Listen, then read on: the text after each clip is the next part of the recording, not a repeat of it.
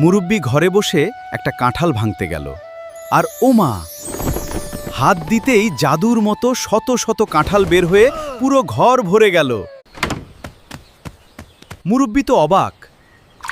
একটা ছোট মাছ ধরতে গেল, আর চোখের পলকে চারপাশ শত শত বড় বড় মাছে গিজগিজ করতে লাগলো।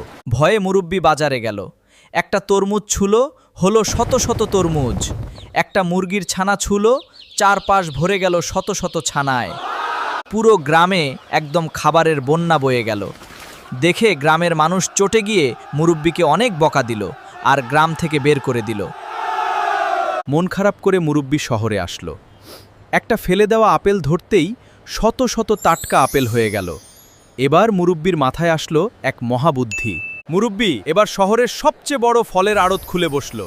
একটা জিনিস ধরে শত শত বানিয়ে সস্তায় বেচতে লাগলো, আর আমাদের মুরব্বি এক্কেবারে কোটিপতি হয়ে গেল।